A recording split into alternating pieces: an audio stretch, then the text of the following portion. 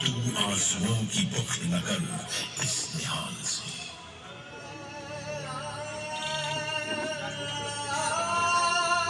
उस बैसाखी के दिन जो लोग इस बाग में शहीद हुए थे, वे न सिख थे, न हिंदू थे, न मुसलमान। उस बैसाखी खून से लथपथ हुआ था पूरा हिंदुस्तान।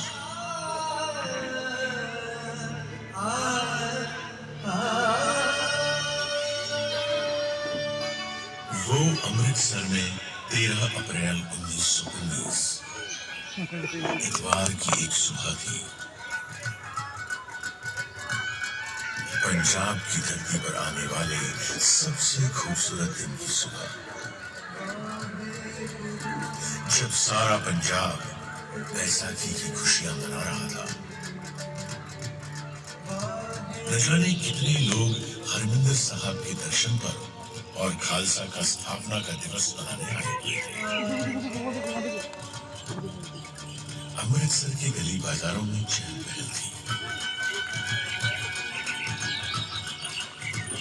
ठीक उसी दिन कांग्रेस के नेताओं ने जलियांवाला बाग में शाम 4:30 बजे एक सभा करने का निर्णय लिया था।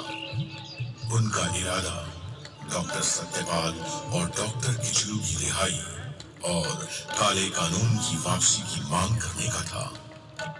बैसाखी की खुशियों के बीच जैसे जैसे दिन आगे बढ़ा, एक छोटा सा बच्चा दिन का कनस्तर बजाते हुए शहर के कुछ इलाकों में लोगों को यह संदेश देते हुए निकला।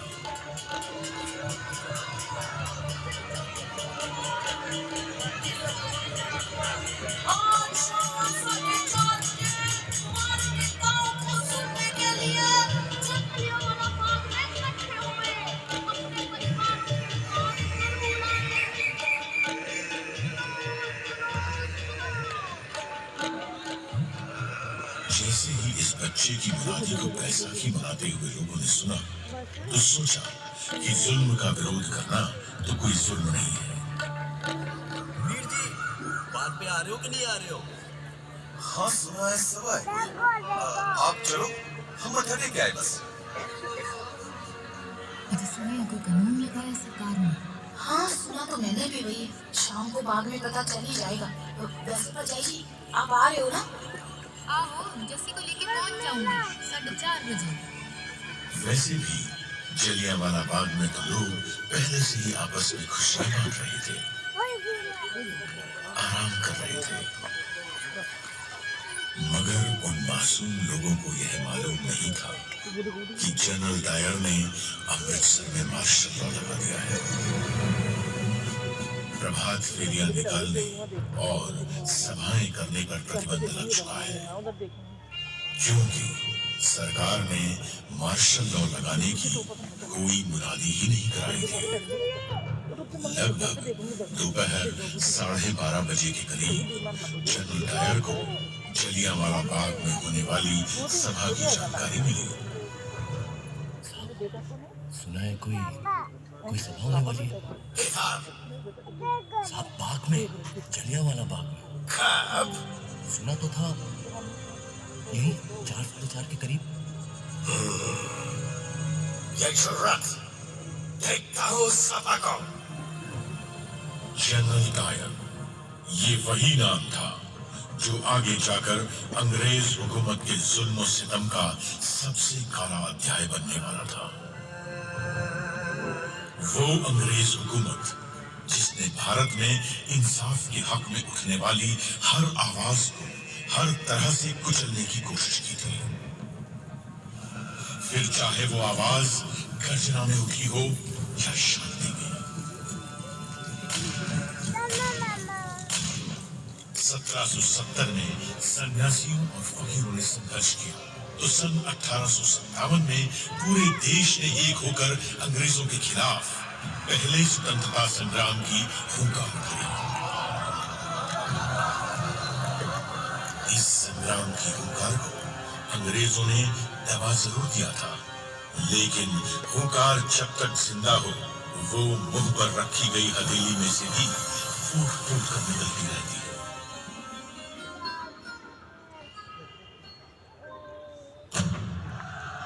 कभी क्रांतिकारियों ने आजादी का बीड़ा उठाया तो कभी कांग्रेस के गरम दल ने। एक तरफ गदर पार्टी ने विदेशों में आजादी का संग्राम छेड़ दिया था, तो पंजाब में भी वो देश की आजादी के लिए सक्रिय थे। सन 1915 में रास बिहारी बोस ने पंजाब आकर लाहौर, फिरोजपुर, अमृतसर, ननकाना साहिब और तरन तारण में अपने दूतों के जरिए अंग्रेजी सेना में सेवारत भारतीय सैनिकों से सशस्त्र क्रांति के लिए संपर्क किया, मगर किसी तरह यह योजना अंग्रेजों को पता लग गई और कई क्रांतिकारी गिरफ्तार किए गए। 16 नवंबर 1915 के दिन 19 वर्ष के बालक करतार सिंह सराभा को अंग्रेजों ने लाहौर की जेल में फांसी के फंदे पर लटका दिया।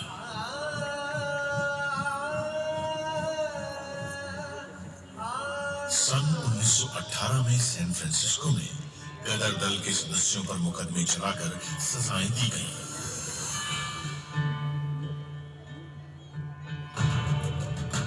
यह पहले विश्व युद्ध का समय था और अंग्रेजों ने अपने हित से इस युद्ध में भारत को भी छोड़ दिया था।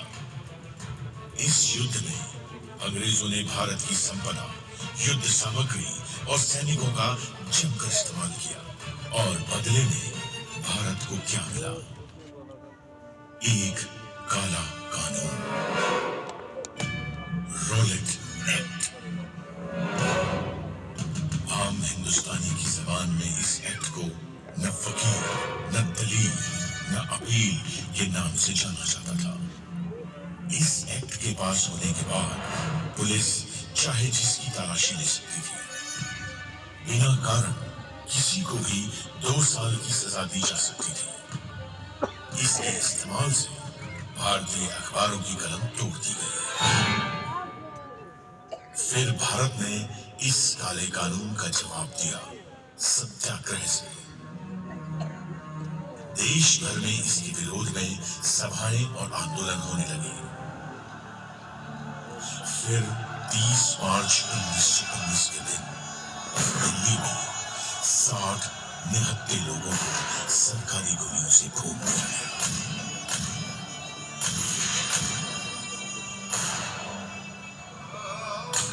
पंजाब में डॉक्टर सत्यपाल और डॉक्टर सैफुद्दीन किशोर इसी कानून के विरोध का नेतृत्व कर रहे थे। तभी अंग्रेजों ने उन्हें गिरफ्तार कर लिया। पंजाब की जनता ने इस गिरफ्तारी का विरोध किया और उनकी रिहाई के लिए आवेदन तक दिए, लेकिन पंजाब के लेफ्टिनेंट गवर्नर माइकल ओडायर पर इसका कोई असर नहीं हुआ। उसके इरादे कुछ और ही थे। 9 अप्रैल 1919 को रामनवमी का त्योहार अमृतसर में शांतिपूर्वक बीता था। फिर भी अंग्रेजों ने उस दिन महात्मा गांधी के वहां आने पर रोक लगा दी और उन्हें बलवल पर ही गिरफ्तार कर लिया। आप यहाँ से आगे नहीं जा सकते, आपको गिरफ्तार किया जाता है। You are under arrest। इसके विरोध में पंजाब में कई जगहों पर सभाएं हुई, लेकिन लोगों को यह नहीं मालूम था कि उनके इस अहिंसात्मक प्रतिरोध का जवाब अंग्रेज किस बर्बरता से देंगे। माइकल ओडायर ने जनरल डायर को सेना की टुकड़ियों के साथ जालंधर से बुलवा लिया। General, report here immediately with your troops। तुम्हारी यहाँ जरूरत है। इन हिंदुस्तानियों को काबू में लाना पड़ेगा। Yes, sir. I'm coming. जब जलियांवाला बाग में बैसाखी मनाने आए हजारों हिंदुस्तानी अपने नेता हंसराज को सुन रहे थे, एक हवाई जहाज उनके ऊपर से गुजरा। दरअसल अंग्रेज हवाई जहाज से बाग का मुआयना कर रहे थे। इस घटना घटना से वहां मौजूद लोगों में बेचैनी बढ़ गई। और शांति बनाए रखिए, शांति बनाए रखिए। डरने की कोई बात नहीं है। उनके नेता ने उन्हें न घबराने की सलाह दी। तभी कुछ ही देर में दूर से उस संकरी गली से कुछ आवाजें आनी शुरू हुई। कुछ बख्तरबंद गाड़ियां गली के बाहर आ रही थी। जनरल डायर अपने 90 सैनिकों के साथ बाग में आ चुका था।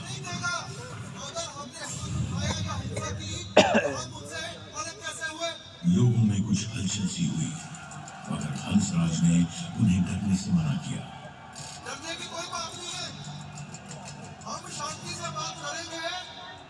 शांति से बात करते हुए लोगों से कैसे खतरा हो सकता था? लोग कुछ सोचते उससे पहले जनरल डायर ने अपने सिपाहियों को पोजीशन लेने का हुक्म दिया। लोगों में खौफ बढ़ता चल रहा था। औरतें अपने बच्चों को देख के दहशत में कांपती जा रही थी। आदमी अपने परिवारों को अपनी बाहों में समेटे चीखों के समुद्र में डूबे जा रहे थे। और बच्चों को तो मालूम भी नहीं था कि उनके मासूम से खिलखिलाते चेहरे कुछ देर बाद एक गहरी और ठंडी खामोशी में गुम हो जाने वाले थे।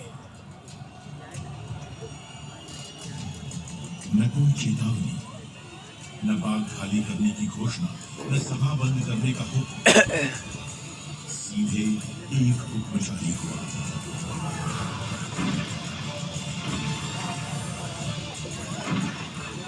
बंदूकों की नलियों से लोग बेतहाशा अपनी जान बचाने के लिए भाग रहे थे। लेकिन न अंग्रेज हुकूमत की बंदूकें रखी और न डायर की आंखों में कोई इंसानी चीज।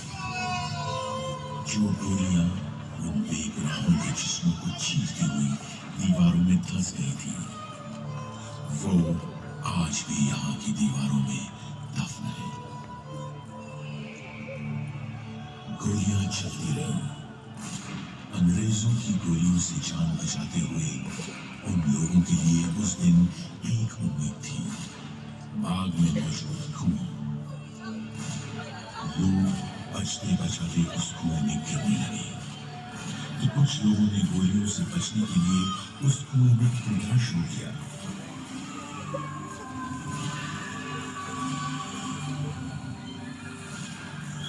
एक के बाद एक लोग उस कुएं में गिरते चले गए। धीरे धीरे करके वो कुआं जिंदा और मुर्दा लोगों से भरता चला गया।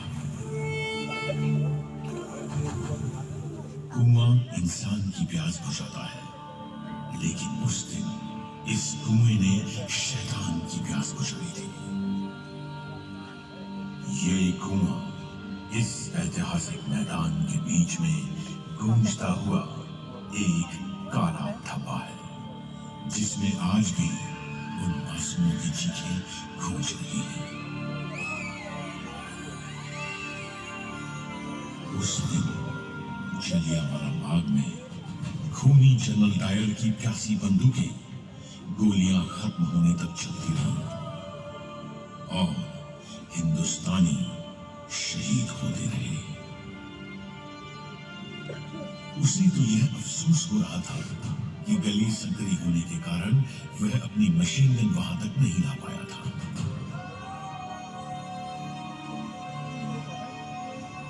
जलियांवाला बाग के इस नरसंहार में उस दिन डायर ने अपने 90 सैनिकों के साथ 10 मिनट में 1650 गोलियां दागी थी, जिससे 1000 से ऊपर भारतीय शहीद हुए और 1500 से अधिक घायल।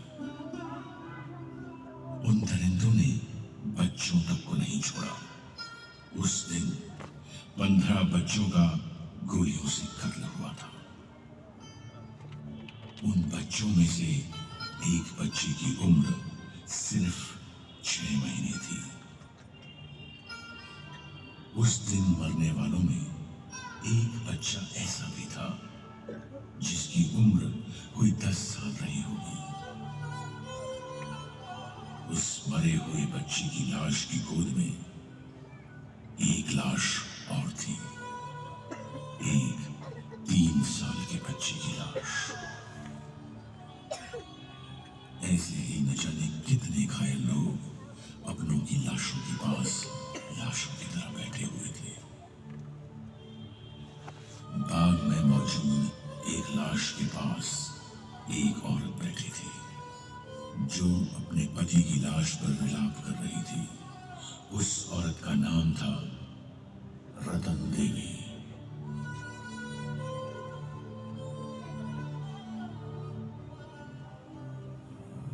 कुत्तों को भगाने के लिए मैंने एक छड़ी खोजी। वहां दर्द में छटपटाते 3 और लोगों को भी देखा। साथ ही करीब 12 साल के एक बच्चे को देखा, जिसने कराहते हुए विनती की कि मैं वहां से ना जाऊं। मैंने पूछा कि क्या मैं उसे कुछ उड़ा दूं, लेकिन उसे तो केवल पानी चाहिए था। उस जगह मैं पानी कहां से लाता? अपनी अनुभूतियों को व्यक्त करना मेरे लिए असंभव है। वहां मृतकों के ढेर लगे पड़े थे। उनमें से बहुत से छोटे छोटे मासूम बच्चे भी थे। मैं वो दृश्य कभी नहीं भूल सकती। मृतकों के उस एकाकी जंगल में पूरी रात मैंने अकेले ही बिताई। हर घंटे घड़ी की आवाज सुनाई दे रही थी। सुबह 6 बजे मेरी गली से कुछ लोग चारपाई लाए और मैं अपने पति का शरीर घर ले जा सकी। उस रात मैंने जो अनुभव किया, वो केवल मुझे और मेरे भगवान को ही पता है।